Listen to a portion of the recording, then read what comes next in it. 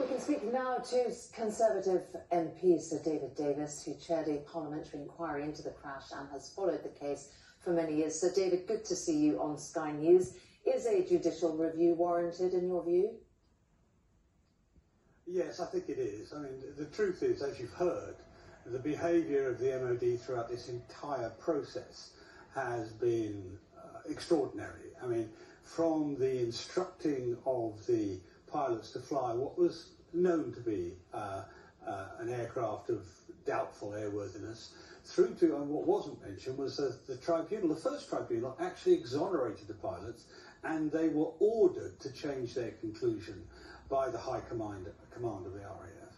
All of that, all the way through, and the MOD says, oh well, there's been 6 inquiries already. Yeah, but we weren't told the truth. I chaired one of them, as you said, one of the first ones, and I followed and campaigned on this for a decade afterwards. And we were never given the truth about the technical status of the aircraft. There were doubts about its engine controls, doubts about its navigational controls, and a fair amount of evidence to indicate the pilots were doing the best they could to control this aircraft. So it needs to be put in the public domain, these documents. Yes. And to put the documents under seal for a century is extraordinary. It is absolutely extraordinary. As somebody said, it does indicate that they're trying to cover something up. Can the granting of a judicial review order the unsealing of those documents? Yes, the courts can do that. I mean, it'll be quite a challenge for them, but they can do it. I mean, what the MOD is claiming, a number of reasons, and one of them is to protect people's privacy rights. Well, this is ridiculous. I mean, the most important people in this were all killed. The other people significantly involved, there's a question over their behaviour. Did they behave properly? What did they do to try and cover it up? Why did they give wrong instructions to the tribunal? Why did they resist this for well over a decade? Those are people whose privacy rights come secondary to the rights of justice for the families today. Yeah, and there are procedures that a court can put in place, aren't there, to ensure some kind of confidentiality around the content of those documents while still making them available to the review.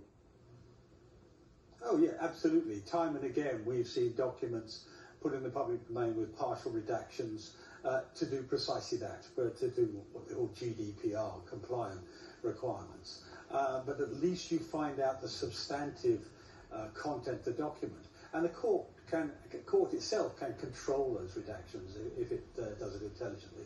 So there's the MOD's arguments are completely flawed. They're completely bogus. And frankly, I do hope they go ahead with the judicial review, and I hope the judicial review overrules the MOD's behaviour in this. Do you feel confident saying that there's a cover-up going on here?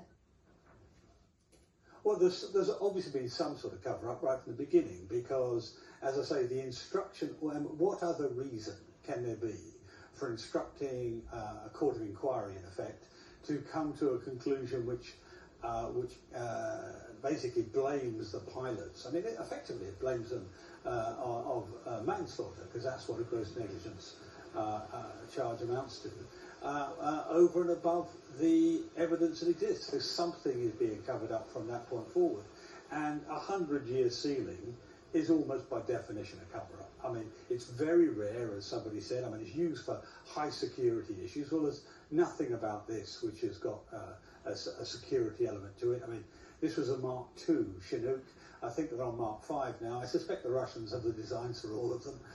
So to try and pretend there's a security reason there is also bogus. So yes, almost by definition it's a cover-up. Sir Malcolm Rifkind has said that rather than being cover-up, it perhaps speaks to bureaucratic stubbornness. Could it be that? Well, you always have that when dealing with Whitehall, but there's normally a reason behind it. I mean, what are they trying to do? They're trying to protect the reputation of the High Command of the RAF and the MOD at the time.